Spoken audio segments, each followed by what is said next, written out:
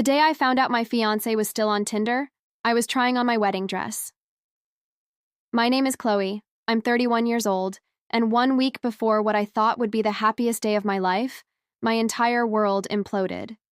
Mark and I had been together for 4 years, engaged for 8 months. We'd just put the finishing touches on our dream wedding. The venue booked, the caterers confirmed, the invitations sent. Everything was perfectly planned, right down to the tiny succulents for table decorations. I was living a fairy tale. But everything changed when my maid of honor showed me a screenshot.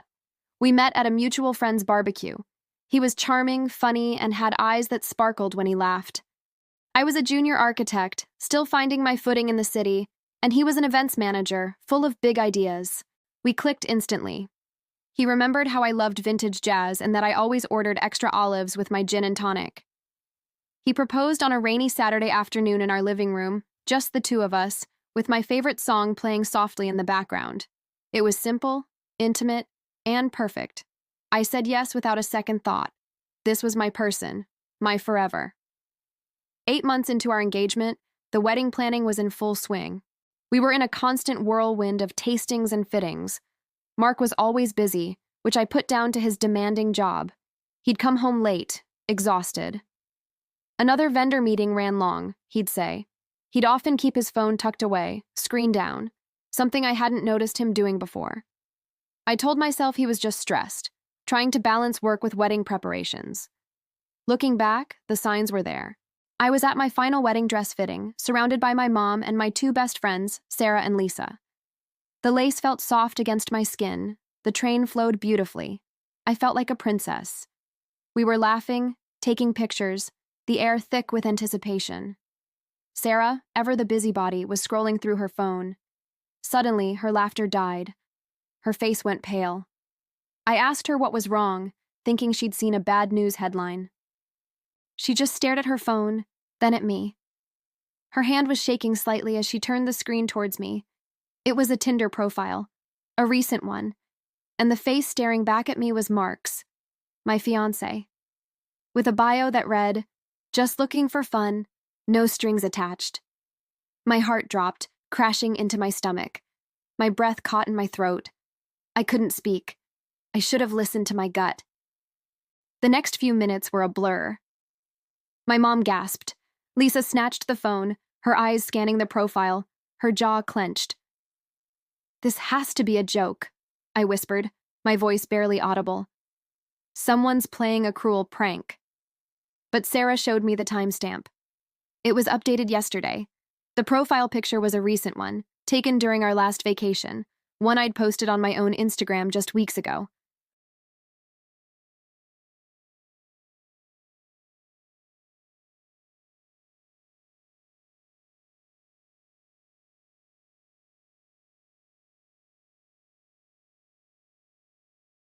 "5 minutes later, he replied, 'Stuck in a meeting. Call you later.'"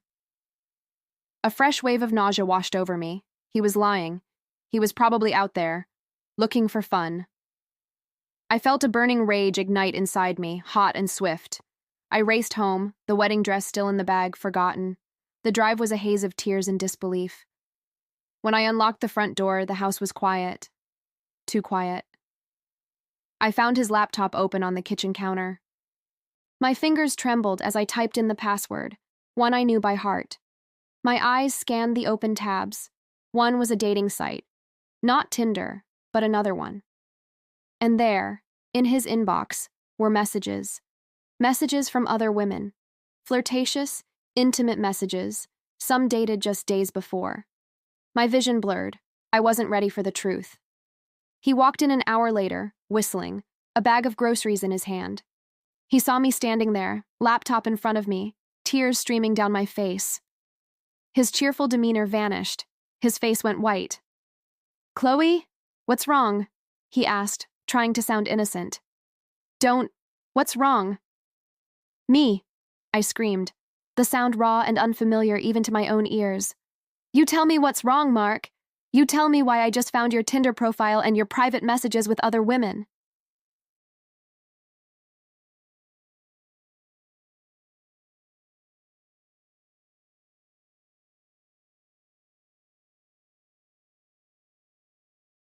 Was any of it real? His silence was my answer. My world shattered in that moment. The next few days were a blur of phone calls and apologies, none of which came from him. My mom canceled the venue. Sarah called the caterers. Lisa handled the florist. I couldn't do any of it. I just sat there, numb, staring at the engagement ring on my finger, a constant reminder of the lie. Mark tried to beg, to plead, to convince me it was a mistake, a moment of weakness, but every word was hollow. I asked him to leave. He packed a small bag and left, not with a fight, but with a defeated slump of his shoulders. It was a pathetic exit for a man who had promised me forever. The pain was unbearable, a physical ache in my chest that wouldn't go away. Every memory, every shared laugh, every dream we'd built together felt poisoned. I had to make the hardest decision of my life. It's been 3 months since that day. The wedding dress is still in my closet, a silent sentinel of what could have been. I'm not fixed, not even close. There are days I still wake up with a pang of loss, a sense of betrayal so profound it takes my breath away. But I'm also breathing again. I've started therapy. I'm focusing on my career, on my friendships, on rediscovering who Chloe is, outside of Mark's fiancé.